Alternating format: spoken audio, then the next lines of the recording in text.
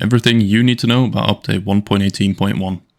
They've added 6 cents as a 0 perk for all commanders, so every commander you have with 6 cents will now have a new perk to choose. All the XP you have on these 6 cents, if it was trained or not, is now going to be converted into whatever new perk you choose. They have also added the ability to change out only once your 0 perk, so choose wisely if you do choose to change that. Next up is personal reserves.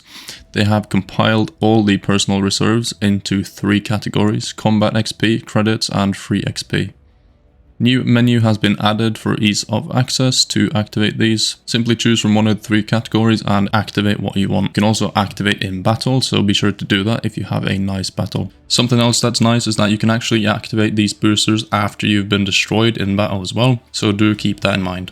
Next up, we have a new game mode, Onslaught, which is a 7v7 competitive mode. This is going to be tier 10 only, so do keep that in mind. They've also added new abilities, as you'll see in the background here. Depending on what vehicle you have, you get different perks and different abilities. So if any of you are interested in the competitive aspect of this game, then be sure to check that out. If you do decide to play Onslaught, the new game mode, you actually have the ability to be in a 2-player platoon or a massive 7-player platoon, meaning that your whole team will be your platoon. Next up, we have some map balances for Malinovka, Sand River, Fisherman's Bay, and Himmelsdorf.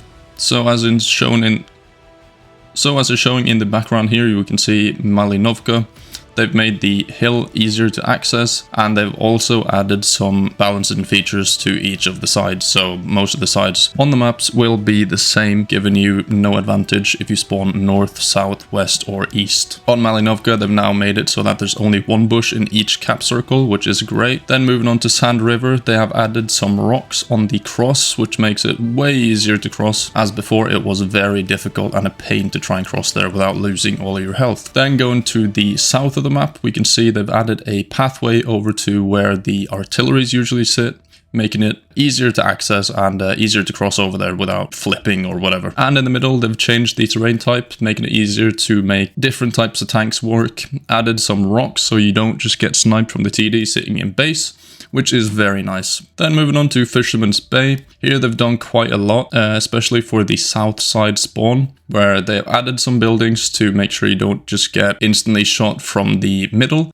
for the mediums that push up there. They've also removed part of a building, as you see in the background, making it way easier to actually move around in that alleyway. And for the north spawn, they've actually removed the bushes where people usually sit behind and don't get spotted. And they've made it so that it's pretty balanced. For the middle, they've added kind of a dip, so it's easier to move around without getting spotted from each side. And at the back of the map, they've added a big rock, so that it's easier to make plays. And last but not least, I think this is something we've all wanted. On Himmelsdorf, they have now added a new pathway up to the top on the north spawn. This is going to be very nice, as it is pretty difficult to actually make it up there if the enemy team has some fast mediums. You're pretty much guaranteed to take some hits trying to cross if not. But now you can see there is a pathway on the right side, making it easier to get up. And in the occasion that you do have to run away, it's going to make that a lot easier. And that has been update 1.18.1. I really hope you found it informative, and hope to see you in the next one.